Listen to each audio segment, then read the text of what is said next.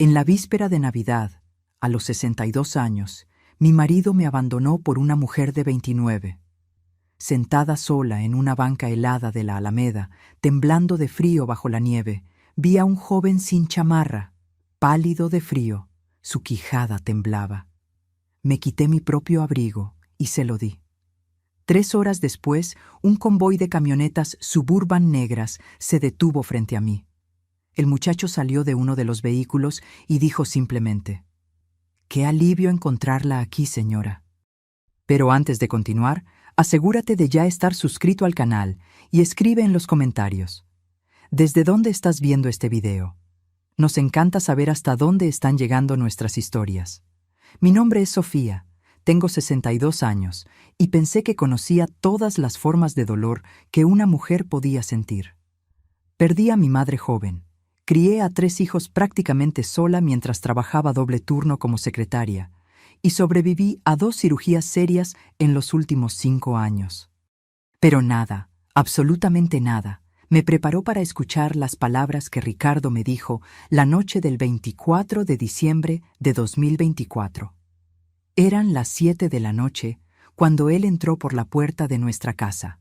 Yo estaba en la cocina finalizando la cena navideña, esa que preparaba desde hacía 40 años seguidos. El olor a pavo horneado y romeritos perfumaba toda la casa en Guadalajara. La mesa ya estaba puesta con el mantel rojo que heredé de mi abuela, las velas blancas encendidas, los platos de talavera que guardábamos para ocasiones especiales. Ricardo se detuvo en la puerta de la cocina, aún con el abrigo beige de lana puesto, sin quitarse los zapatos como siempre hacía. Aquello debió haber sido mi primera señal de que algo andaba mal. 40 años de matrimonio te enseñan los pequeños rituales, las rutinas que definen una vida compartida. «Sofía, necesitamos hablar», dijo, y su voz sonó distante, como si estuviera hablando detrás de un vidrio grueso. Me sequé las manos en el delantal bordado, ese que mi hija mayor me dio en el Día de las Madres. «Claro, mi vida. Siéntate allí, voy a servirte un cafecito. Debes estar cansado del tráfico». «No quiero café». Se pasó la mano por sus cabellos canosos, un gesto que hacía cuando estaba nervioso. «Quiero que escuches lo que tengo que decir». Algo en su tono hizo que mi estómago se revolviera. Me apoyé en la encimera de la tarja, sintiendo mis piernas débiles. A los 62 años, mi cuerpo ya no era el mismo de antes. Mis articulaciones me dolían con el frío, mi presión arterial vivía desregulada y tenía esa sensación constante de cansancio que viene con la edad. «Ya no puedo seguir fingiendo», Ricardo continuó, mirando hacia el suelo de cerámica que habíamos puesto juntos hace 10 años. «No soy feliz desde hace mucho tiempo, Sofía. Muchísimo tiempo». Sentí como si el suelo se estuviera abriendo bajo mis pies. «¿De qué estás hablando? Estamos bien. Llevamos 40 años juntos, Ricardo. 40 años. Justamente por eso». Finalmente me miró a los ojos, y lo que vi allí me partió a la mitad. No era rabia, no era desprecio, era indiferencia, pura y simple indiferencia. 40 años haciendo lo mismo, teniendo las mismas conversaciones, viviendo la misma rutina. Me siento atrapado, Sofía. Me siento viejo. «Somos viejos», dije, mi voz saliendo más aguda de lo normal. «Tenemos más de 60 años, Ricardo. Es natural que las cosas sean así. Pero yo no quiero sentirme así». Se quitó el abrigo con movimientos bruscos y lo arrojó sobre una silla. «Conocí a alguien. Alguien que me hace sentir joven de nuevo, que me hace querer despertar por la mañana». Las palabras salieron de su boca como balas, cada una acertando un punto vital. «Conociste a alguien», repetí mecánicamente. Mi cerebro se rehusaba a procesar el significado completo de aquellas palabras. «Se llama Jimena. Trabaja en el restaurante donde almuerzo cerca de la oficina. Tiene 29 años y...» Hizo una pausa, como si buscara las palabras correctas.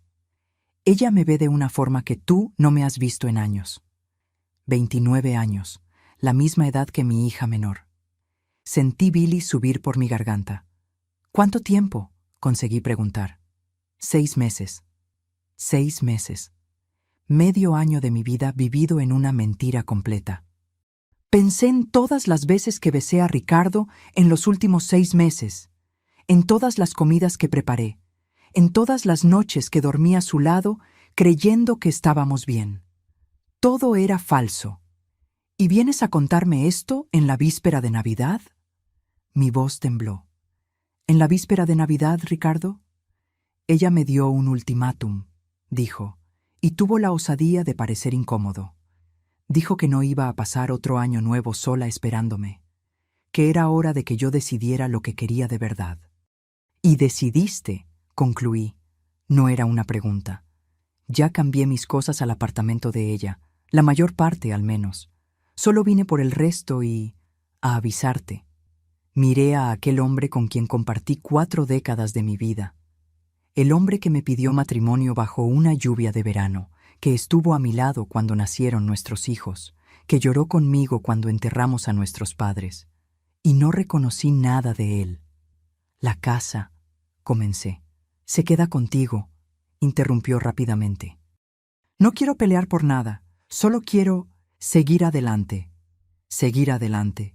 Como si 40 años pudieran ser borrados con esas 3 simples palabras. Los muchachos. Intenté nuevamente, pensando en nuestros 3 hijos, Javier, Andrés y Paulina. Voy a hablar con ellos después de las fiestas. No quería arruinarles la Navidad, pero estaba bien arruinar la mía, aparentemente. Ricardo tomó su abrigo y fue hacia el dormitorio. Lo escuché abriendo armarios, arrastrando maletas. Sonidos que llenaban el silencio de la casa que de repente parecía enorme y vacía. Me quedé parada en la cocina, rodeada por los preparativos para una cena navideña que nunca sucedería, sintiéndome como una estatua de sal. 15 minutos después, pasó por la cocina cargando 2 maletas grandes. Sofía, lo siento mucho, de verdad. No respondí. No podía. Mi garganta estaba cerrada, mis ojos me quemaban, pero las lágrimas se rehusaban a caer. Era como si mi cuerpo estuviera en shock, incapaz de procesar la magnitud de lo que estaba sucediendo. La puerta principal se cerró con un suave clic. Y así, después de 40 años, mi matrimonio terminó. Sin gritos, sin platos rotos, sin drama. Solo un hombre saliendo por la puerta con sus maletas, dejando atrás a una mujer de 62 años y una vida entera de recuerdos. Me quedé allí parada, no sé por cuánto tiempo. El temporizador del horno pitó, asustándome. El pavo estaba listo. Apagué el horno mecánicamente y me quedé mirando la mesa puesta, la comida que había preparado con tanto cariño, las decoraciones de Navidad que había colocado por toda la casa la semana pasada. Todo parecía una farsa cruel. Me quité el delantal y lo dejé caer al suelo. Tomé mi abrigo de invierno más grueso del armario de la entrada, ese de lana marrón que Ricardo siempre dijo que me hacía ver vieja. Envolví mi bufanda de estambre en el cuello y salí a la noche fría. La nieve había comenzado a caer con fuerza. Las calles estaban cubiertas por un manto blanco que silenciaba todos los sonidos. Las casas alrededor estaban iluminadas, ventanas brillando con luces de Navidad, sombras de familias moviéndose allí dentro, felices y juntas. No tenía a dónde ir. Nuestros hijos vivían en otras ciudades, celebrando la Navidad con las familias de sus parejas. Mis pocas amigas estaban todas ocupadas con sus propias celebraciones. Y no soportaba la idea de llamar a alguien y tener que explicar lo que había sucedido. Tener que decir en voz alta que mi marido me dejó en la víspera de Navidad por una mesera 40 años más joven. Entonces simplemente caminé. La nieve empapaba mis zapatos. El frío penetraba a través de mi abrigo grueso, pero seguí andando. Necesitaba moverme. Necesitaba sentir algo además del dolor hueco que se había instalado en mi pecho. Terminé en la Alameda Central de Toluca, esa donde Ricardo y yo solíamos llevar a los muchachos a jugar cuando eran pequeños. Había una banca cerca del kiosco, parcialmente protegida por la estructura de madera. Quité la nieve del asiento con mi mano enguantada y me senté. El metal frío atravesó mi pantalón de lana. Temblé violentamente. Estaba tan frío, tan insoportablemente frío. pero no podía moverme. No podía volver a esa casa vacía llena de recuerdos de una vida que ya no existía. Miré al cielo oscuro, a los copos de nieve cayendo incesantemente. En algún lugar, campanas de iglesia sonaron, marcando las 8. La misa de gallo estaba comenzando. Las familias se estaban reuniendo alrededor de las mesas. Los niños estaban abriendo regalos, y yo estaba sola en una banca helada, con mi vida destruida. No sé cuánto tiempo estuve sentada en esa banca. El frío ya había penetrado hasta mis huesos y apenas sentía mis pies dentro de los zapatos empapados. Mis manos, incluso dentro de los guantes de lana, estaban entumecidas. Pero el dolor físico era casi un alivio. Al menos me hacía sentir algo concreto, algo además del vacío que amenazaba con tragarme por completo. La Alameda estaba prácticamente desierta. Nadie en su sano juicio se quedaría afuera con ese frío. Las pocas personas que pasaban corrían apresuradas a sus casas calentitas, a sus familias, a sus vidas intactas. Nadie miraba a la mujer mayor sentada sola en la banca. Yo era invisible, como siempre lo fui. Durante 40 años me definí como esposa de Ricardo, madre de Javier, Andrés y Paulina. Mi identidad estaba entrelazada con esas personas, con esos roles que desempeñaba. Nunca me detuve a pensar en quién era Sofía, la mujer detrás de esos títulos. Y ahora, sentada en esa nieve, me di cuenta de que no tenía la menor idea. ¿Quién era yo sin Ricardo?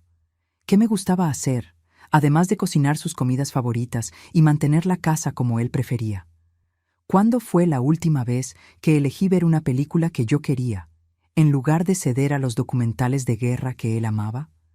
¿Cuándo fue la última vez que hice algo solo porque me daba placer? No podía recordarlo.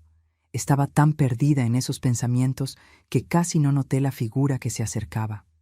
Fue solo cuando escuché pasos irregulares en la nieve que levanté la cabeza. Un joven venía caminando por el sendero principal de la Alameda, sus pasos lentos y cautelosos. A medida que se acercaba, pude ver mejor sus rasgos con la luz tenue de los postes. Debía tener unos 25, tal vez 30 años. Alto, delgado, con cabello oscuro y barba sin afeitar. Usaba jeans viejos y una camisa de manga larga demasiado fina para ese clima. Sin chamarra, sin guantes, sin bufanda. Temblaba violentamente. Mi instinto maternal, ese que 40 años de cuidar de otros habían afilado hasta convertirse en una segunda naturaleza, se activó inmediatamente. Olvidé mi propio dolor, mi propia situación. Todo lo que veía era un joven congelándose en la nieve. «Joven», llamé, mi voz saliendo ronca a causa del frío. «Joven, ¿estás bien?» Se detuvo y miró en mi dirección, pareciendo sorprendido de ver a alguien allí. Sus ojos eran oscuros, intensos, incluso en la penumbra. «Estoy buscando un lugar para calentarme», dijo él. «Los albergues están llenos, siempre se llenan en Navidad. Todo el mundo quiere sentirse bien ayudando a los pobrecitos en las fiestas, ¿sabe?» Había amargura en su voz, pero también resignación, como si estuviera acostumbrado a la decepción. Me levanté de la banca con dificultad, mis articulaciones protestando después de estar quietas tanto tiempo en el frío. «Te vas a congelar con esa ropa». «¿Dónde está tu chamarra?» Se encogió de hombros, un gesto que lo hizo temblar aún más. «No tengo. Perdí mi trabajo hace 3 meses. Perdí mi apartamento poco después. Las cosas que tenía me las robaron en el albergue. Ahora solo tengo lo que llevo puesto». Lo miré con más atención. A pesar de la barba y la ropa gastada, había algo en él que no encajaba con la imagen de un indigente. Su forma de hablar era articulada, educada. Sus manos, aunque sucias, no tenían el aspecto de quien pasó años en las calles. Pero eso no importaba. Lo que importaba es que se estaba congelando, y yo tenía un abrigo pesado que podría salvarlo. Sin pensarlo mucho, comencé a quitarme mi abrigo de lana marrón. «Toma», dije extendiéndoselo. «Ponte esto». Me miró como si me hubiera vuelto loca. «Señora, usted va a congelarse. No puedo aceptarlo». Tengo más ropa debajo, mentí. Estaba usando solo una blusa de lana fina debajo del abrigo. Y no voy a quedarme aquí afuera mucho más tiempo. Tú, por otro lado, vas a pasar la noche buscando refugio. Lo necesitas más que yo. Eso era verdad. A pesar de todo, yo aún tenía una casa a donde volver. Ese muchacho no tenía nada. Por favor, insistí cuando él dudó. Déjeme hacer esto. Es Navidad. Déjeme hacer algo bueno hoy. Algo en mi voz debió haberlo convencido. Tomó el abrigo con manos temblorosas y se lo puso rápidamente. Era demasiado grande para él, pero serviría. Vi el alivio instantáneo en su rostro cuando el calor de la lana lo envolvió. No sé qué decir, murmuró. Usted ni siquiera me conoce. ¿Por qué haría esto? Porque alguien necesita ayuda, respondí simplemente. Y porque hoy aprendí que las peores cosas pueden pasar sin aviso. Si puedo evitar que algo malo te suceda, voy a hacerlo. El frío me golpeó con toda su fuerza tan pronto como el abrigo salió de mis hombros. El viento cortaba a través de mi blusa fina como cuchillos de hielo. Comencé a temblar inmediatamente, pero no me arrepentí. Ese joven lo necesitaba más que yo. Me estudió por un largo momento, sus ojos oscuros evaluándome. «Mi nombre es Mateo», dijo finalmente, «y usted acaba de salvarme la vida, literalmente». «Sofía», respondí, «y estás exagerando. Es solo un abrigo». «No es solo un abrigo». Metió las manos en los bolsillos, claramente apreciando el calor.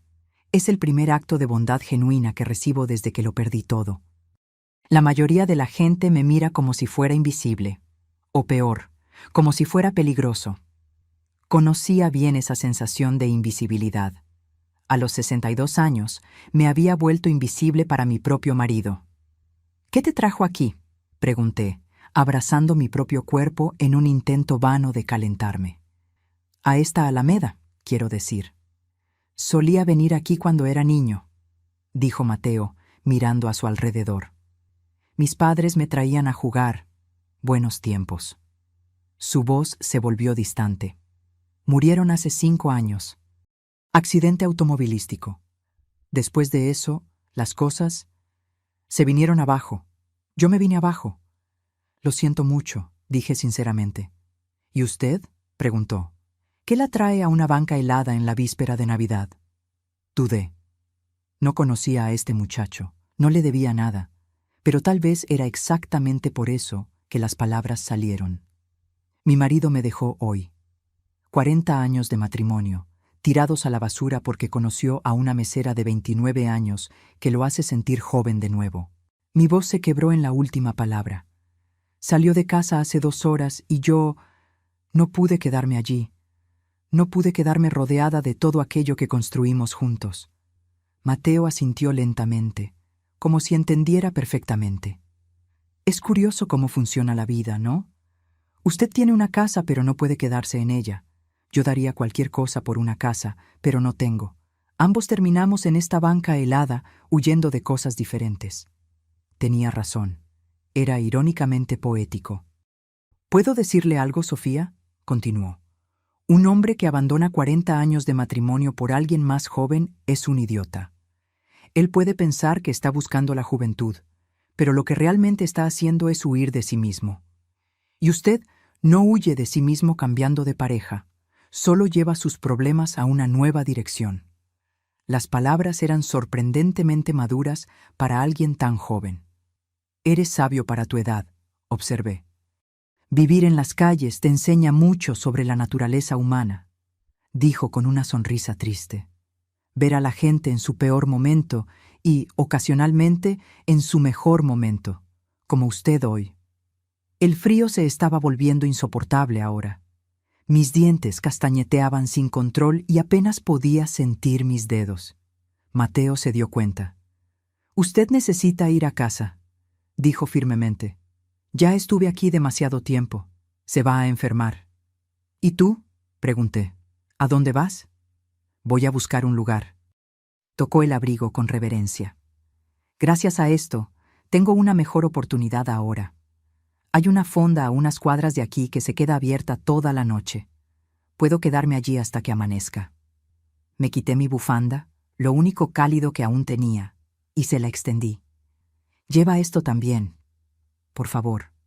Sofía». Insisto.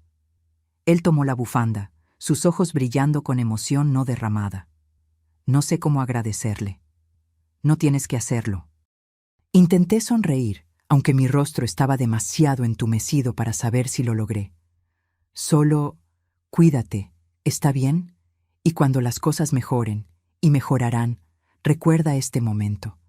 Recuerda pasarlo adelante». Mateo asintió, envolviendo la bufanda en su cuello. «Siempre voy a recordarla, Sofía. A la mujer que le dio su abrigo a un extraño en la noche más fría del año, incluso cuando ella estaba pasando por la peor noche de su vida». Dio unos pasos para alejarse. Luego se detuvo y se volteó. «¿Sofía? Ese hombre es un idiota. Espero que usted se dé cuenta. Usted es extraordinaria». Antes de que pudiera responder, me hizo un gesto con la cabeza y se alejó en la nieve, su figura volviéndose cada vez más pequeña hasta desaparecer por completo en la oscuridad. Me quedé sola nuevamente, ahora sin abrigo, sin bufanda, temblando violentamente en el frío. Pero por primera vez en esa noche terrible, sentí algo además de dolor. Sentí propósito. Por unos minutos, yo había marcado una diferencia en la vida de alguien. Yo había importado. La caminata de vuelta a casa fue una tortura. Sin el abrigo, el frío penetró a través de mi blusa fina en segundos. Cada paso era una lucha contra el viento cortante que parecía determinado a tumbarme. Mis zapatos empapados resbalaban en la nieve, haciendo cada movimiento peligroso. A los 62 años, una caída podría significar huesos rotos, meses de recuperación. Pero seguí adelante, poniendo un pie delante del otro, enfocándome solo en el siguiente paso. No pensaba en Ricardo, no pensaba en el apartamento vacío esperándome, no pensaba en cómo mi vida se había desmoronado en cuestión de horas. Pensaba solo en llegar a casa, en calor, en sobrevivir a esa noche. Cuando finalmente abrí la puerta principal, la diferencia de temperatura fue tan chocante que casi me caigo. La casa estaba cálida. Las luces de Navidad aún parpadeaban alegremente en la sala y el olor a pavo todavía flotaba en el aire. Parecía una casa donde vivían personas felices. Era una mentira cruel. Fui directo al baño, quitándome la ropa mojada con dedos entumecidos que apenas obedecían mis comandos. Entré en la regadera y dejé que el agua caliente descongelara mi cuerpo lentamente. El dolor cuando la sensibilidad volvió a mis dedos y pies fue intenso, pero bienvenido. Significaba que no había sufrido congelación seria. Me quedé en la regadera hasta que el agua comenzó a enfriarse. Luego me envolví en la bata más suave que tenía y fui a la cocina. La cena aún estaba allí, intacta. El pavo en la charola, los romeritos en su tazón festivo, la ensalada marchita que había preparado horas atrás, cuando aún creía que tendría una Navidad normal. Miré aquella comida por un largo momento. Representaba horas de trabajo, décadas de tradición, y todo para nada. Ricardo estaba en algún lugar con su Jimena de 29 años, probablemente comiendo algo chic en un restaurante caro, probándome que él todavía era joven y deseable.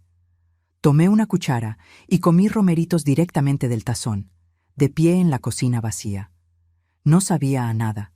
Podría haber sido aserrín y no habría notado la diferencia. Terminé tirando todo. Cada fuente, cada plato cuidadosamente preparado, todo fue a la basura. Luego desmonté la mesa, guardé el mantel de mi abuela, apagué las velas. Quité todas las decoraciones de Navidad de la sala y las arrojé de vuelta a las cajas sin ningún cuidado. Quería borrar todo rastro de esa Navidad que nunca sucedió. Eran casi medianoche cuando finalmente me arrastré a la cama.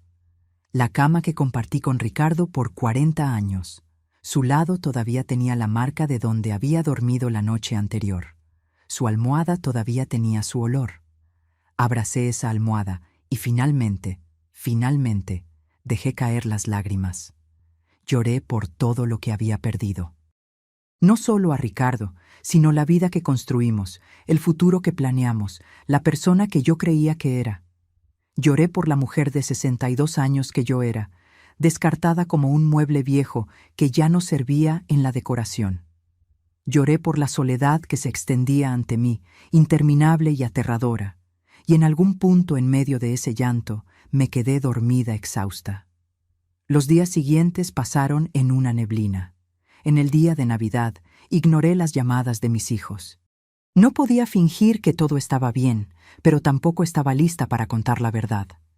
Entonces, simplemente no contesté, enviando mensajes diciendo que tenía una gripe fuerte y no quería contagiársela a mis nietos. Pasé el día entero en pijama, viendo programas de televisión sin realmente ver nada. La casa se sentía extraña sin Ricardo, demasiado silenciosa, demasiado vacía. Cada habitación guardaba recuerdos que ahora parecían contaminados por la traición. El día 26 me obligué a comer algo además de tostadas. Hice un huevo revuelto que apenas pude tragar. Tomé una ducha. Me cambié de pijama. Pequeñas victorias que parecían monumentales. El día 27, finalmente contesté cuando mi hija Paulina llamó por 10ª vez. «Mamá», estaba preocupada. «¿Cómo estás? ¿Todavía con gripe?» Abrí la boca para mentir, para decir que sí, que me estaba sintiendo mejor. Gracias por preguntar. Pero las palabras que salieron fueron diferentes. «Tu padre me dejó, Paulina». Silencio del otro lado de la línea. Luego, ¿qué? Y entonces todo salió. Conté sobre la víspera de Navidad, sobre Jimena, sobre los 40 años tirados a la basura. Paulina se mantuvo en silencio la mayor parte del tiempo, solo haciendo pequeños sonidos de confirmación para mostrar que estaba escuchando. Cuando terminé, ella estaba llorando. «Mamá, lo siento mucho. Lo siento muchísimo. Voy a tomar el primer vuelo para allá. No deberías estar sola». «No», dije firmemente. «Tienes a tu familia, a tus hijos. No quiero arruinar tu año nuevo también». «Pero, mamá...» «Estoy bien, Paulina, o voy a estarlo. Solo necesito tiempo». Hablamos un poco más. Me hizo prometer que llamaría todos los días, que comería bien, que no me quedaría solo acostada en la cama. Prometí, incluso sabiendo que probablemente rompería esas promesas. Luego llamé a mis hijos también. Javier se puso furioso, queriendo venir inmediatamente a confrontar a su padre. Andrés se quedó en silencio, procesando. Ambos ofrecieron venir a visitarme. Ambos recibieron la misma respuesta: «Quédense con sus familias, voy a estar bien». Pero la verdad era que no sabía si iba a estar bien. No tenía idea de cómo seguir adelante desde allí. Fue el 28 de diciembre, 3 días después de esa noche terrible, que mi vida cambió nuevamente. Yo estaba en la sala, tratando de encontrar energía para ducharme, cuando escuché un sonido extraño afuera. Parecía como motores de coche, muchos motores de coche, todos llegando al mismo tiempo. Fui hasta la ventana y espié por entre las cortinas. Mi tranquila calle de colonia residencial estaba siendo tomada por una flota de coches de lujo. Suburban negras, todas idénticas, todas carísimas. Eran por lo menos 8, tal vez 10 vehículos, alineándose perfectamente a lo largo de la acera. Mi primer pensamiento fue que debía ser algún error. Tal vez estaban buscando la casa de otra persona. Mi segundo pensamiento fue preocupación. ¿Le habría pasado algo a uno de mis hijos? ¿Serían policías viniendo a dar malas noticias? Entonces las puertas comenzaron a abrirse. Hombres de traje negro salieron de cada vehículo moviéndose con precisión militar. Pero no eran agresivos. Se quedaron parados a lo largo de la calle, como una guardia de honor. Y entonces, de uno de los coches del medio, salió Mateo. Pero no era el Mateo que yo había conocido. Aquel Mateo estaba vistiendo jeans sucios y una camisa fina, temblando de frío. Este Mateo usaba un traje impecable que probablemente costaba más que mi coche. Su cabello estaba peinado, su barba recortada con perfección. Parecía haber salido de una revista de negocios. Caminó directo hasta mi puerta y tocó el timbre. Me quedé paralizada. Mi cerebro se rehusaba a procesar lo que estaba viendo. ¿Era realmente Mateo? ¿El joven sin techo a quien yo le había dado mi abrigo hacía 3 noches? ¿Qué estaba pasando? El timbre sonó nuevamente. Con manos temblorosas, fui hasta la puerta y la abrí un poco. «Sofía», dijo Mateo, y su sonrisa era cálida, genuina. «Qué alivio encontrarla aquí». «¿Mateo?» Mi voz salió débil, incrédula. «Yo no entiendo. ¿Qué es todo esto?» Señalé los coches, a los hombres de traje. «¿Puedo pasar?», preguntó gentilmente. «Tengo mucho que explicar». Abrí la puerta más, de repente dolorosamente consciente de que todavía estaba en pijama, sin maquillaje, con el cabello sin peinar. Pero Mateo no pareció notarlo o importarle. Entró, mirando alrededor de mi sala con interés genuino. Entonces, comencé cerrando la puerta detrás de él. ¿Vas a explicarme qué está pasando? ¿Por qué hay 10 Suburban en mi calle? ¿Quiénes son aquellas personas? Mateo respiró hondo. Mi nombre completo es Mateo Rangel Solís. Soy el CEO de Rangel Desarrollos. El nombre me era familiar. Rangel Desarrollos era una de las mayores empresas de construcción e inmobiliarias del país. Aparecían en las noticias frecuentemente, involucrados en grandes proyectos urbanos en Ciudad de México. Debí haberme quedado mirándolo con la boca abierta, porque Mateo sonrió gentilmente y dijo: «Tal vez debería sentarse». Me dejé caer en el sofá, aún tratando de procesar. Mateo Rangel Solís, CEO de una empresa multimillonaria. Ese mismo hombre estaba temblando de frío en la Alameda hacía 3 noches, vistiendo ropa gastada, sin tener dónde dormir. «No entiendo», conseguí decir finalmente. «Dijiste que estabas sin techo, que habías perdido todo». «Mentí», dijo simplemente, sentándose en el sillón frente a mí. «Bueno, no exactamente. La parte sobre que mis padres murieron era verdad, y las cosas realmente se vinieron abajo después de eso, solo que no de la forma en que sugerí». Se inclinó hacia adelante, con las manos entrelazadas. «Cuando mis padres murieron, heredé su empresa. Yo tenía 23 años, sin experiencia, pero intenté hacer que funcionara. Durante 2 años me dediqué completamente. Construí Rangel Desarrollos en algo 3 veces más grande de lo que mi padre jamás imaginó. Pero en el proceso me rodeé de las personas equivocadas, personas que veían solo mi dinero, mi posición. Tuve amigos que desaparecieron cuando ya no pude financiar sus estilos de vida caros. Tuve relaciones con mujeres que estaban más interesadas en mi cuenta bancaria que en mí». Su voz se volvió más baja, más triste. «Hace 6 meses, descubrí que mi prometida estaba teniendo un amorío con mi mejor amigo, o el hombre que yo creía que era mi mejor amigo. Planeaban casarse después de llevarme a firmar algunos documentos que transferirían gran parte de mis activos a ella. Sentí mi corazón oprimirse. La traición era un dolor que yo conocía demasiado bien. Cancelé todo, obviamente. Rompí el compromiso, corté relaciones con él. Pero eso me dejó en una especie de crisis existencial. Comencé a cuestionar todo y a todos a mi alrededor. ¿Realmente le importaba a alguien? ¿O era todo sobre el dinero? Se levantó y comenzó a caminar por la sala. Entonces decidí hacer una prueba. Decidí disfrazarme como alguien que no tenía nada y ver cómo me trataría la gente. Pasé los últimos 3 meses haciendo esto periódicamente, vistiéndome con ropa vieja, caminando por diferentes partes de la ciudad, observando cómo reacciona la gente a alguien que creen que no tiene nada que ofrecer. «¿Y qué descubriste?», pregunté, ya imaginando la respuesta. «Que la mayoría de la gente no te ve si no puedes hacer nada por ellos. Pasé por cientos de personas y la gran mayoría me ignoró por completo. Algunos fueron activamente crueles.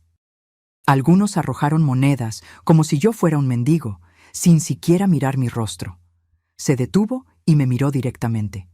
«Pero usted fue diferente, Sofía. Usted estaba claramente pasando por el peor momento de su vida.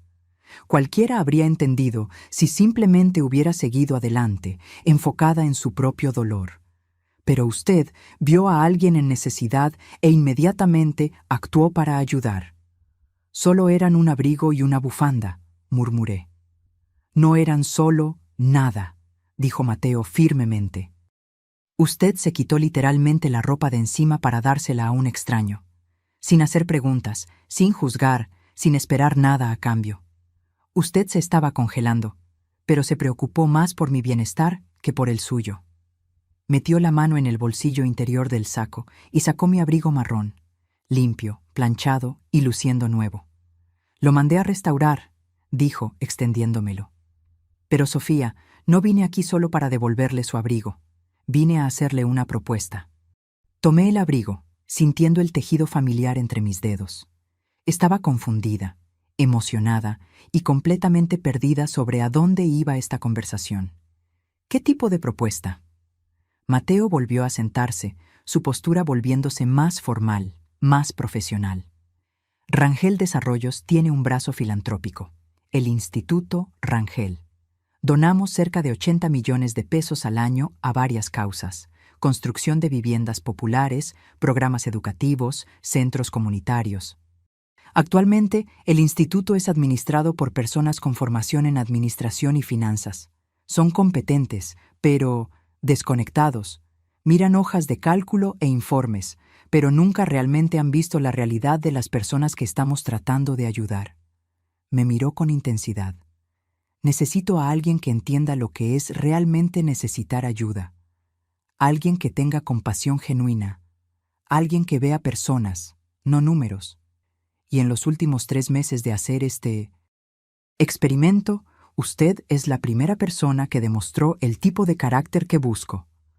Mi corazón estaba acelerado. ¿Qué está proponiendo exactamente? Quiero que trabaje como directora de Relaciones Comunitarias del Instituto Rangel. Sería su responsabilidad garantizar que nuestros programas realmente satisfagan las necesidades de las comunidades. Usted visitaría proyectos, hablaría con beneficiarios, nos ayudaría a entender dónde podemos marcar una diferencia real. Citó un salario que me hizo parpadear con incredulidad. Era más de lo que Ricardo y yo ganábamos juntos en nuestros mejores años. Mateo, yo no tengo experiencia en esa área. Fui secretaria toda la vida. ¿Cómo puedo gestionar programas de millones de pesos? Usted aprendería. Y no estaría sola. Tenemos un equipo entero de profesionales que se encargan de los aspectos técnicos. Lo que necesitamos es a alguien con corazón, con empatía real. Eso no se enseña en ninguna universidad. Miré mis manos, las arrugas que marcaban cada año de mis 62 años. ¿Por qué yo, Mateo? Debió haber encontrado a otras personas buenas durante sus pruebas. Encontré personas que arrojaron monedas, personas que dijeron buena suerte y siguieron adelante. Una mujer me compró un sándwich. Fueron gestos amables, sí, pero nada que realmente les costara algo a ellas. Se inclinó nuevamente hacia adelante. Usted me dio algo que le costó a usted. Usted se estaba congelando, pero se preocupó más por mí. Eso no es solo bondad, Sofía. Eso es sacrificio. Y es exactamente el tipo de persona que quiero liderando nuestros esfuerzos filantrópicos. No sé, dudé. Es mucha responsabilidad. ¿Y si fracaso? Entonces, ajustaremos el curso e intentaremos de nuevo. Pero Sofía, ¿puedo decirle algo? Aquella noche, usted me dijo que su marido la dejó por alguien más joven, que la hizo sentir desechada, sin valor. Asentí, sintiendo el dolor familiar oprimir mi pecho. Ese hombre era un idiota ciego, dijo Mateo con convicción, porque mirándola ahora, veo a alguien con décadas de sabiduría, de compasión, de fuerza. Veo a alguien que elige ayudar incluso cuando está sufriendo. Eso es extraordinario, Sofía. Usted es extraordinaria. Lágrimas comenzaron a correr por mi rostro. Había pasado tanto tiempo desde que nadie me veía de esa forma. Había pasado tanto tiempo que yo no me veía de esa forma. No tiene que decidir ahora. Mateo continuó gentilmente. Piense en ello, pero Sofía, Incluso si dice no, quiero que sepa que aquella noche cambió algo en mí. Usted me demostró que todavía existe bondad genuina en el mundo, que todavía hay personas que hacen lo correcto simplemente porque es lo correcto. Limpié las lágrimas con el dorso de la mano. ¿Puedo preguntar una cosa? Cualquier cosa. ¿Por qué seguía haciendo esa prueba? Ya había descubierto que la mayoría de la gente es egoísta. ¿Qué seguía buscando? Mateo se quedó en silencio por un momento, mirando por la ventana. Cuando habló, su voz estaba cargada de emoción. Estaba buscando una razón para creer que valía la pena continuar, que valía la pena construir, donar, intentar hacer una diferencia. Después de la traición de mi prometida, yo estaba comenzando a pensar que la gente era fundamentalmente egoísta, que todo era transaccional. Me miró nuevamente. Pero usted probó que estaba equivocado. Y eso vale más para mí de lo que puede imaginar. Nos quedamos sentados en silencio por un momento, dos personas heridas que se encontraron en el peor momento de sus vidas y de alguna forma se ayudaron una a la otra a comenzar a sanar. ¿Cuánto tiempo tengo para pensar?, pregunté finalmente. El tiempo que necesite, pero Sofía sacó una tarjeta de presentación de su bolsillo y la puso en la mesa de centro. Espero sinceramente que diga sí. Creo que podríamos hacer un trabajo increíble juntos. Se levantó para irse. Hice lo mismo, acompañándolo hasta la puerta. En la puerta se detuvo y se volteó. Ese abrigo me salvó esa noche, no físicamente. Tengo choferes y guardias de seguridad que me habrían buscado si llamaba, pero usted me salvó de una forma diferente. Me salvó de perder la fe en la gente. Gracias por eso, Sofía. Y por favor, piense en mi propuesta. El mundo necesita a más personas como usted, en posiciones donde pueden hacer una diferencia. Después de que él salió y las Suburban desaparecieron por la calle, me quedé parada en la puerta por mucho tiempo, sosteniendo la tarjeta de presentación y mi abrigo restaurado. Mi vida había sido destruida hacía solo 3 días. Me sentía vieja, desechada, sin propósito. Y ahora, de repente, alguien me estaba diciendo que yo era extraordinaria, que yo tenía valor, que podría marcar una diferencia en el mundo. Era aterrador, era emocionante, era completamente inesperado. Pasé los 3 días siguientes en una montaña rusa emocional. Una hora estaba convencida de que debía aceptar la propuesta de Mateo. A la siguiente hora estaba segura de que sería un desastre completo. A los 62 años, sin experiencia, ¿qué sabía yo sobre gestionar programas filantrópicos de millones de pesos? Pero entonces pensaba en cómo me sentía aquella noche en la Alameda. Cómo, por unos minutos, yo había olvidado completamente mi propio dolor para ayudar a alguien. Cómo aquello me dio un propósito, aunque fuera temporal. Y pensaba en Mateo, un hombre que lo tenía todo pero se sentía vacío, buscando desesperadamente algo real en un mundo de falsedad. Los dos estábamos rotos de formas diferentes, pero aquel encuentro casual nos había dado algo que necesitábamos: esperanza. El tercer día estaba mirando por la ventana de la cocina, observando la nieve que finalmente había parado de caer, cuando mi teléfono sonó. Era Ricardo. Mi primer instinto fue ignorar, pero algo me hizo contestar. Sofía. Su voz sonó cansada. ¿Podemos hablar? ¿Sobre qué, Ricardo? Creo que ya dijiste todo en la víspera de Navidad. Por favor. Solo... por favor. Suspiré. Está bien, pero no aquí. No te quiero en mi casa. Acordamos encontrarnos en una cafetería en el centro, neutral y pública. Cuando llegué allí 1 hora después, él ya estaba esperando con 2 tazas de café en la mesa. Ricardo se veía fatal. Tenía ojeras profundas, su barba no estaba hecha y su ropa estaba arrugada. No era el hombre confiado que había salido de casa 4 días atrás. Gracias por venir, dijo cuando me senté. No estaba seguro de si vendrías. Casi no venía, respondí honestamente. ¿Qué quieres, Ricardo? Revolvió su café, evitando mi mirada. Cometí un error terrible. Algo en mí se endureció. ¿En serio? ¿Cuándo exactamente te diste cuenta de eso? ¿Cuando Jimena comenzó a pedir cosas demasiado caras? ¿Cuando te diste cuenta de que una chica de 29 años no tiene nada en común con un hombre de 65? No fue así, murmuró. Entonces, ¿cómo fue? Finalmente me miró y vi vergüenza en sus ojos. Ella terminó conmigo, 2 días después de Navidad. Dijo que yo era viejo y aburrido para ella, que creía que yo sería más divertido, pero yo solo me quejaba de la espalda y quería ir a la cama temprano. Debería haber sentido satisfacción, pero todo lo que sentí fue una tristeza profunda. Y ahora quieres volver, concluí.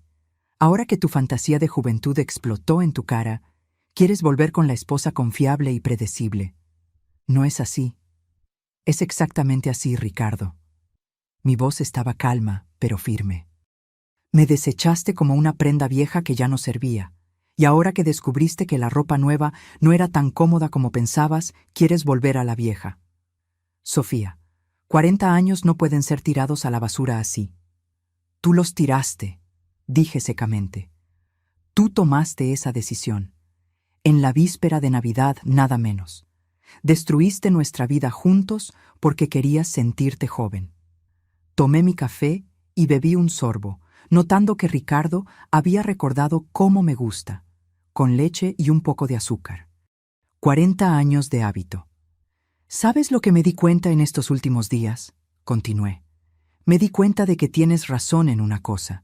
Yo estaba atrapada en una rutina, en una vida que ya no me desafiaba. Pero no porque fuera vieja o aburrida, porque había dejado de crecer. Me convertí solo en tu esposa, solo en la madre de nuestros hijos. Olvidé ser Sofía. Exactamente. Ricardo se animó, como si yo estuviera de acuerdo con él. Pero podemos cambiar eso. Podemos... No, interrumpí. No entendiste. No quiero volver a lo que éramos. Ya no quiero esa vida. Su expresión cambió a confusión. ¿Qué quieres decir? Pensé en la tarjeta de Mateo en mi bolso, en la propuesta que parecía simultáneamente imposible y perfecta, en la oportunidad de ser algo más que solo la esposa desechada de alguien. Recibí una oferta de trabajo, dije. Un cargo importante, con mucha responsabilidad, algo que nunca imaginé hacer. Ricardo frunció el ceño. ¿Qué tipo de trabajo? Eso no importa. Lo que importa es que alguien vio valor en mí. Alguien cree que puedo hacer una diferencia en el mundo. No como tu esposa o como madre de nuestros hijos. Como Sofía. Como yo misma. Sofía, sé realista. Tienes 62 años. ¿Quién le daría un cargo importante a una mujer vieja? Completé. ¿Es eso lo que ibas a decir? Tuvo la decencia de parecer avergonzado. ¿Sabes cuál es la diferencia entre tú y la persona que me ofreció ese trabajo, Ricardo? Ella me ve. Ve quién soy realmente, no cuántos años tengo. Valora mi compasión, mi experiencia de vida, mi carácter. Me levanté tomando mi bolso. Debería agradecerte, de hecho. Si no me hubieras dejado, nunca habría conocido a esa persona. Nunca habría tenido esta oportunidad. Nunca me habría dado cuenta de que todavía hay tanto que puedo hacer. Tanto que puedo ser. Sofía, espera. No, dije firmemente. Tú tomaste tu decisión en la víspera de Navidad. Ahora yo estoy tomando la mía. No te quiero de vuelta, Ricardo. No quiero esa vida de vuelta. Quiero algo nuevo, algo mío. Y por primera vez en décadas voy a perseguir lo que yo quiero, no lo que los otros esperan de mí. Salí de la cafetería sin mirar hacia atrás. Mis manos temblaban, mi corazón latía acelerado, pero me sentía poderosa. Por primera vez desde que Ricardo se había ido, me sentí en control de mi propia vida. Entré en el coche y tomé la tarjeta de Mateo. Marqué el número antes de que pudiera cambiar de idea. Contestó al segundo timbrazo. ¿Sofía? Sí, dije, mi voz sorprendentemente firme. Mi respuesta es sí. Acepto el cargo. Podía escuchar la sonrisa en su voz. Estoy muy feliz. ¿Cuándo puedes empezar?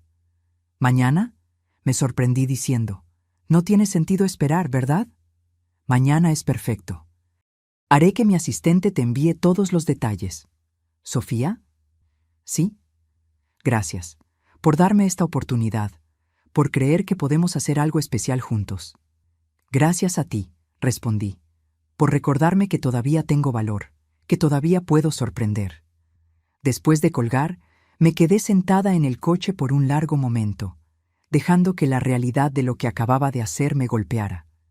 Tenía un trabajo nuevo, un trabajo importante, desafiante, aterrador. Y por primera vez en mucho, mucho tiempo, me sentí viva. Mi primer día en Rangel Desarrollos fue una mezcla de terror absoluto y excitación pura. La sede de la empresa ocupaba 15 pisos de un edificio de cristal en el centro financiero de la Ciudad de México. El Instituto Rangel quedaba en los 3 últimos pisos, con vistas deslumbrantes de la ciudad. La asistente de Mateo, una mujer eficiente llamada Patricia, me recibió en el lobby. Señora Sofía, sea bienvenida, el señor. Mateo está en una reunión, pero me pidió que le mostrara todo. Pasé las primeras horas recibiendo un recorrido completo. Conocí al equipo del instituto. 10 personas dedicadas que gestionaban todo, desde la aprobación de proyectos hasta el monitoreo de resultados. Todos fueron educados, pero pude percibir el escepticismo en sus ojos. ¿Quién era esta mujer de 62 años, sin ninguna experiencia relevante, que de repente estaba siendo colocada en una posición de liderazgo? Mateo apareció a la hora del almuerzo y sugirió que comiéramos en su oficina mientras él me explicaba su visión para el instituto. El problema con la filantropía tradicional, dijo mientras comíamos ensaladas que su asistente había pedido, es que es muy distante. Personas en oficinas bonitas decidiendo lo que las comunidades necesitan sin nunca realmente hablar con esas comunidades. Quiero cambiar eso. Quiero que vaya al campo, visite los proyectos que financiamos, hable con las personas que supuestamente estamos ayudando. Entienda lo que está funcionando y lo que no lo está. ¿Y si descubro que mucha cosa no está funcionando? Pregunté. Entonces lo arreglamos. Ese es el punto, Sofía. No estoy buscando a alguien para mantener el status quo. Estoy buscando a alguien para desafiar, cuestionar y mejorar todo lo que hacemos. Pasamos la tarde siguiente revisando los proyectos actuales del instituto. Había tantos: escuelas en comunidades necesitadas, programas de capacitación profesional, centros comunitarios, proyectos de vivienda. Cada uno representaba millones de pesos invertidos, vidas potencialmente transformadas. Pero mientras leía los informes, noté algo. Eran todos muy estériles. Llenos de números y estadísticas, pero sin historias reales de personas reales. Sin rostros, sin nombres, sin la humanidad detrás de los datos. Mateo, dije, señalando un informe particularmente seco sobre un programa de capacitación. Aquí dice que capacitamos a 500 individuos en habilidades profesionales básicas. Pero ¿quiénes son esos individuos? ¿Consiguieron empleos después? ¿Sus vidas realmente mejoraron? Él miró el informe y luego a mí, una sonrisa lenta formándose en su rostro. Esa es exactamente la pregunta correcta que hay que hacer. Y honestamente, no lo sé. Nunca visitamos el lugar. Entonces vamos a visitarlo, dije con una confianza que no sabía que tenía. Mañana. Vamos a ver ese programa con nuestros propios ojos.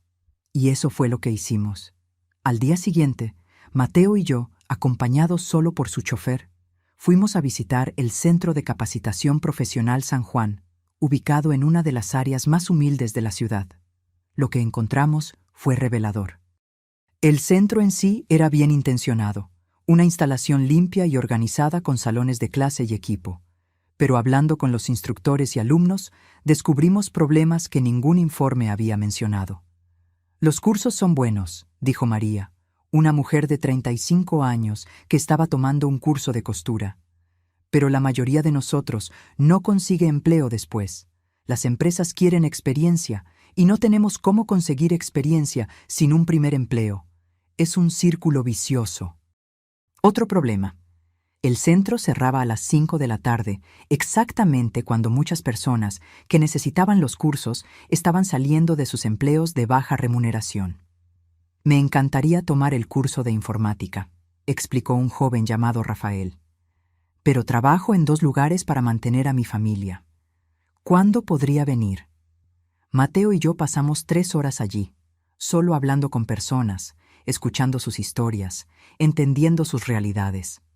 Y cuando salimos, teníamos una lista enorme de cosas que necesitaban cambiar. De regreso, Mateo estaba pensativo. Invertimos 2 millones de pesos en ese centro, y está ayudando a algunas personas, sí, pero podría estar ayudando mucho más si realmente hubiéramos entendido las necesidades de la comunidad. Entonces, vamos a cambiar eso, dije. Vamos a expandir el horario de funcionamiento. Vamos a crear alianzas con empresas para garantizar que los egresados tengan oportunidades reales de empleo. Vamos a hacerlo significativo. Él me miró con admiración. Usted lleva aquí 3 días y ya está revolucionando cómo hacemos las cosas. Solo estoy haciendo preguntas, respondí, y escuchando las respuestas. Las semanas siguientes fueron un torbellino. Visitamos proyecto tras proyecto, cada uno revelando brechas entre la intención y el impacto real. Y en cada lugar hicimos cambios. En el programa de vivienda, descubrimos que las casas eran construidas sin considerar las necesidades reales de las familias. Muchas tenían solo un dormitorio, inadecuado para familias más grandes. Cambiamos el diseño. En el programa de salud comunitaria, nos dimos cuenta de que las clínicas funcionaban en horarios que no atendían a los trabajadores. Extendimos los horarios y añadimos atención los fines de semana. En un programa de alimentación escolar, descubrimos que muchos niños llegaban con hambre porque no tenían desayuno en casa. Añadimos una comida matutina. Cada cambio parecía pequeño aisladamente, pero juntas estaban transformando la forma en que operaba el Instituto Rangel. Y yo estaba prosperando de una forma que nunca imaginé ser posible. Por primera vez en décadas me despertaba emocionada por ir a trabajar. Mis días estaban llenos de propósito, de desafíos, de la sensación de estar marcando una diferencia real en el mundo. Ricardo intentó llamarme varias veces en las primeras semanas. Ignoré la mayoría de las llamadas. Cuando finalmente contesté, le dije claramente que no había nada que discutir. Él había tomado su decisión. Yo había tomado la mía. Nuestra historia estaba terminada. Intentó argumentar, decir que todavía me amaba, que podíamos recomenzar. Pero sus palabras sonaban vacías. ¿Cómo puedes amar a alguien que desechaste tan fácilmente? ¿Cómo puedes confiar en alguien que destruyó 40 años en una noche? Ricardo, dije finalmente, me liberaste. ¿No te das cuenta? Si no me hubieras dejado, yo nunca habría descubierto de lo que soy capaz. Nunca habría encontrado este propósito. Así que gracias, sinceramente. Pero no vamos a volver. Nunca. Mis hijos estaban teniendo reacciones mixtas a mi nueva vida. Paulina estaba orgullosa, alentadora. Javier estaba preocupado de que yo estuviera haciendo cambios demasiado grandes muy rápido. Andrés estaba confundido con todo. «Mamá», me dijo Paulina durante una videollamada, «te ves joven, feliz. No te veo así desde hace años». Ella tenía razón. Cuando me miraba en el espejo ahora, veía a alguien diferente. Todavía tenía 62 años, todavía tenía arrugas y canas, pero mis ojos brillaban, mi postura era más erguida.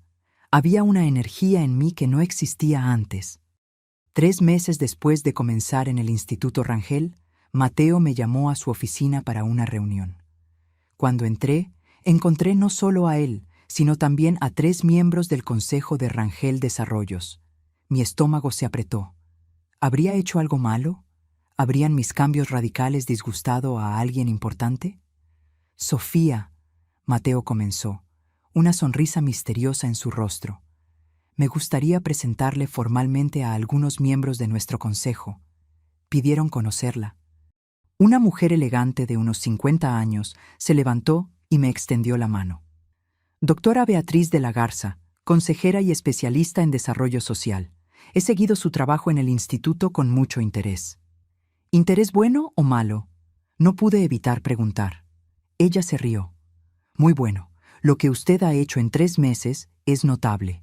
La tasa de efectividad de nuestros programas aumentó en un 40%. La retroalimentación de las comunidades es la mejor que hemos tenido. Y lo más importante, realmente estamos cambiando vidas de forma medible. Los otros consejeros estuvieron de acuerdo, citando estadísticas y resultados que honestamente me sorprendieron. Yo sabía que estaba haciendo un buen trabajo, pero no me había dado cuenta del impacto total. El consejo está tan impresionado, Mateo continuó, que nos gustaría proponer algo. Queremos expandir significativamente el Instituto Rangel, duplicar nuestro presupuesto anual a 160 millones de pesos. Y queremos que usted lidere esa expansión como directora ejecutiva. Directora ejecutiva del instituto entero. No solo relaciones comunitarias, sino todo. Pero Mateo, comencé. Seguirá siendo mi proyecto, dijo él. Pero usted ha demostrado una visión y una capacidad de ejecución que superan con creces lo que yo podría hacer solo. Sofía, usted ha transformado no solo el instituto, sino la forma en que toda la empresa piensa sobre responsabilidad social. Miré a aquellas personas exitosas, poderosas, ofreciéndome una responsabilidad enorme.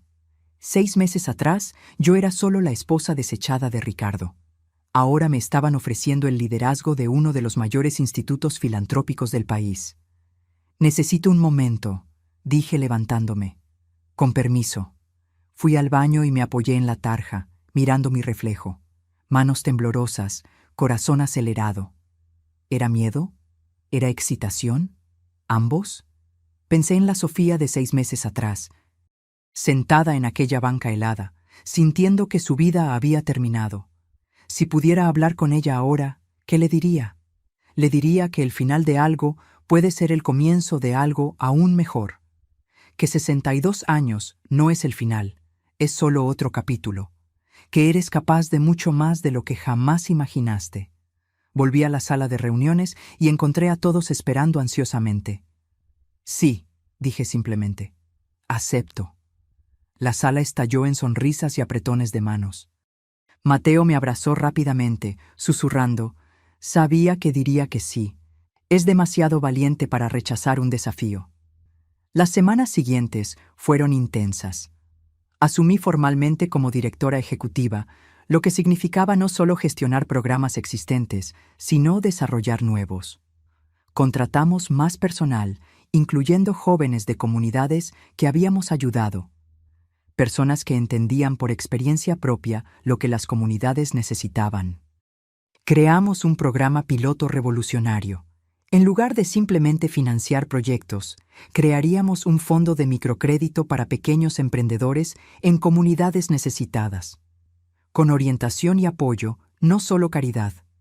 Se trata de dignidad, expliqué en una presentación al consejo. No queremos que la gente dependa de nuestras donaciones para siempre. Queremos darles las herramientas para que construyan sus propias vidas. El programa fue un éxito rotundo. En el primer año, financiamos 200 pequeños negocios. La tasa de éxito fue del 85%, muy por encima del promedio nacional. Y cada historia era inspiradora. La costurera que abrió su propio taller, el panadero que logró comprar equipo profesional, la maestra que creó una escuela de refuerzo escolar. Cada éxito me alimentaba, me daba energía para hacer más.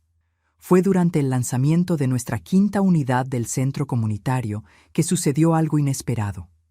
Yo estaba dando un discurso para la comunidad reunida, hablando sobre el poder de las segundas oportunidades, cuando noté una figura familiar en el fondo de la multitud. Ricardo. Mi corazón dio un brinco, pero seguí hablando. No iba a dejar que su presencia me desestabilizara. Ya no. Después del evento, mientras hablaba con miembros de la comunidad, él se acercó. Parecía más pequeño de alguna forma, más viejo, más cansado. Sofía, dijo cuando estuvimos finalmente solos. Estuviste increíble allá arriba. Gracias, respondí formalmente. ¿Qué estás haciendo aquí, Ricardo? Necesitaba verlo por mí mismo. Oí hablar de tu trabajo, leí sobre ti en los periódicos. No podía creer que eras la misma Sofía que yo conocía. No lo soy, dije simplemente. Esa Sofía murió en la víspera de Navidad. Esta es alguien nueva. Él miró al suelo. Fui un idiota, el idiota más grande del mundo. Tiré a la basura la mejor cosa que jamás tuve por una fantasía vacía. Sí, lo fuiste, concordé sin emoción. Pero ¿sabes una cosa? Te lo agradezco ahora. Si no me hubieras dejado, yo nunca habría encontrado esto. Señalé el centro a nuestro alrededor, la gente sonriendo, los niños jugando en el parque nuevo. Nunca habría descubierto que tenía esto dentro de mí. Sofía, ¿no hay ninguna posibilidad? No, interrumpí firmemente. No la hay. Tú tomaste tu decisión, Ricardo, y gracias a esa decisión, tomé la mía. Soy feliz ahora. Tal vez más feliz de lo que jamás fui. Y no voy a renunciar a esto por alguien que me desechó tan fácilmente. Vi dolor en sus ojos, y una parte de mí sintió pena. Pero era una parte pequeña, distante. Espero que encuentres lo que estás buscando, dije gentilmente. Pero no será conmigo. Esa puerta está cerrada, Ricardo, permanentemente. Él asintió lentamente, entendiendo finalmente que no había camino de vuelta. Mereces toda la felicidad, Sofía. Lamento haber tardado tanto en darme cuenta de lo especial que eres. Yo también, respondí. Pero al menos me di cuenta eventualmente. Eso es lo que importa. Mateo apareció a mi lado tan pronto como Ricardo se fue. ¿Todo bien?, preguntó bajito. Más que bien, respondí con una sonrisa.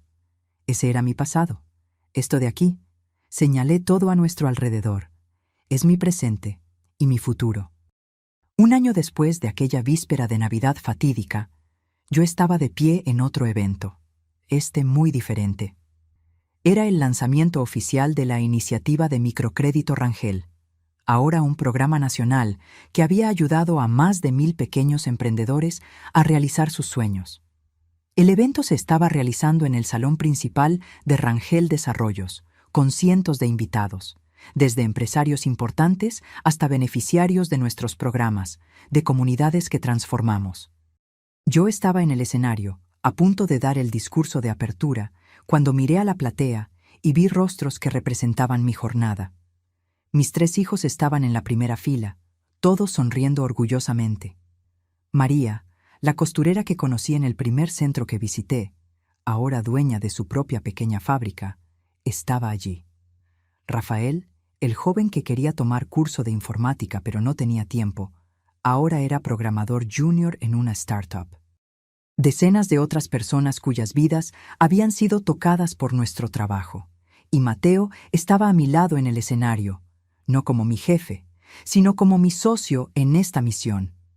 Comencé a hablar y las palabras fluyeron naturalmente. Hablé sobre segundas oportunidades, sobre cómo los finales pueden ser comienzos disfrazados, sobre nunca ser demasiado tarde para descubrir tu propósito. Hace exactamente un año, dije. Yo estaba sentada en una banca helada, convencida de que mi vida había terminado. Tenía 62 años, acababa de ser dejada por el hombre con quien pasé 40 años y no veía futuro alguno ante mí. Pero aquella noche hice una elección simple. Vi a alguien en necesidad y decidí ayudar, incluso cuando yo misma estaba sufriendo. Y esa elección simple lo cambió todo. Miré a Mateo, que sonreía alentadoramente. Aprendí que la bondad no es debilidad, que la compasión es fuerza, que nunca somos demasiado viejos para recomenzar, para crecer, para convertirnos en algo nuevo.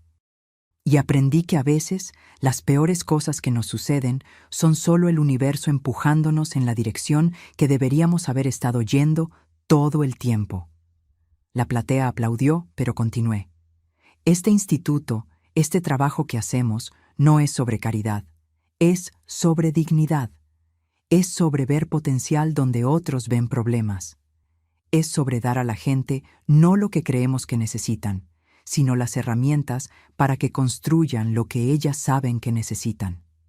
Porque he estado allí. Estuve en el lugar donde te sientes desechada, sin valor, olvidada.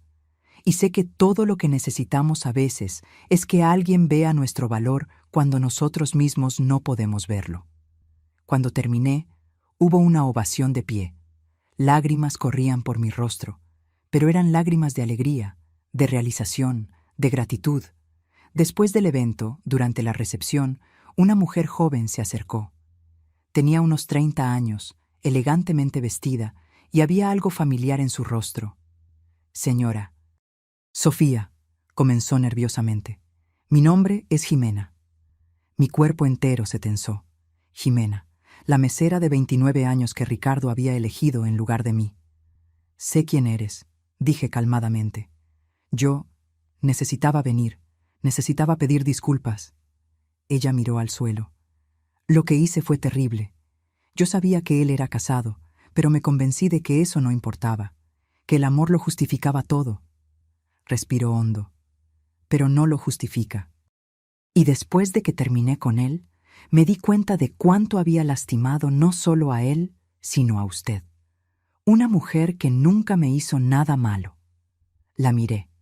Esa mujer que había sido parte de la peor noche de mi vida. Y me di cuenta de que no sentía rabia, no sentía resentimiento. Sentía nada. Ella era irrelevante para quien yo me había convertido. Estás perdonada, dije simplemente. Jimena parpadeó sorprendida. ¿Así? ¿Sin más? Así, porque guardar rabia solo me lastimaría. Y porque, honestamente, me hiciste un favor. Si Ricardo no me hubiera dejado, yo nunca habría encontrado esto. Señalé la sala llena de gente, el trabajo que habíamos construido. Así que gracias, de hecho. Parecía confundida, pero también aliviada. Usted es una persona mejor de lo que yo jamás podría ser. No, corregí gentilmente. Yo solo tuve que aprender algunas lecciones difíciles sobre valor propio y propósito. Tú todavía eres joven. Todavía tienes tiempo de aprender las tuyas. Después de que ella se fue, Mateo se acercó. ¿Esa era Jimena?, preguntó. ¿Lo fue? ¿Y estás bien? Sonreí. Estoy más que bien. Estoy agradecida. Sin ella, sin Ricardo dejándome, yo nunca te habría conocido. Nunca habría descubierto esta versión de mí. Mateo se quedó en silencio por un momento. Sofía, hay algo que he querido preguntarte desde hace meses. ¿Qué? ¿Cenarías conmigo? No como colegas, no como socios de trabajo. Como algo más. Mi corazón se aceleró. A lo largo de los meses, había sentido una conexión creciendo entre nosotros. No era solo profesional, era personal, profunda, real. Mateo, tienes 32 años, yo tengo 63, la gente va a hablar. Que hablen, dijo con intensidad. Sofía, usted me salvó aquella noche en la Alameda. No físicamente, sino espiritualmente. Me demostró que todavía existe bondad genuina en el mundo. Y en los meses desde entonces, observándola trabajar, ver su corazón, su pasión, su sabiduría, me enamoré. No de su edad, no a pesar de su edad, de usted, de quien usted es. Lágrimas llenaron mis ojos nuevamente. Sí, susurré. Sí, cenaría contigo. Él sonrió, esa sonrisa cálida que yo había aprendido a adorar. ¿Qué tal si empezamos mañana por la noche? Mañana por la noche sería perfecto. Mientras el evento continuaba a nuestro alrededor, nos quedamos allí por un momento. Dos personas rotas que se encontraron en la peor noche de sus vidas y se ayudaron a sanar, a crecer, a convertirse en algo nuevo. 2 años después, yo estaría de pie en un jardín bellamente decorado, vistiendo un simple vestido blanco, a punto de casarme con Mateo. Mis hijos estarían allí, todavía procesándolo, pero eventualmente apoyando. Cientos de personas cuyas vidas tocamos estarían allí. Y en el lugar de honor habría una foto enmarcada de mi viejo abrigo marrón, el catalizador de todo. Pero aquella noche, mientras Mateo y yo nos mirábamos en medio de la celebración de todo lo que habíamos construido juntos, yo sabía solo una cosa con certeza. A veces necesitas perderlo todo para descubrir lo que realmente importa. Necesitas ser rota para ser rehecha, más fuerte. Necesitas llegar al fondo para aprender a volar. Yo tenía 62 años cuando mi vida terminó. Y 62 años cuando realmente comenzó. La víspera de Navidad que destruyó mi matrimonio fue la misma noche que me dio mi propósito. El abrigo que le di a un extraño me devolvió un futuro que nunca me atreví a soñar. Y aprendí que nunca, nunca es demasiado tarde para convertirte en quien naciste para ser. Ahora, si te gustó esta historia, haz clic en suscribirse y dime en los comentarios, ¿qué parte te dejó con la boca abierta? Y no olvides hacerte miembro para tener acceso a videos exclusivos que no subo aquí. Te espero allí.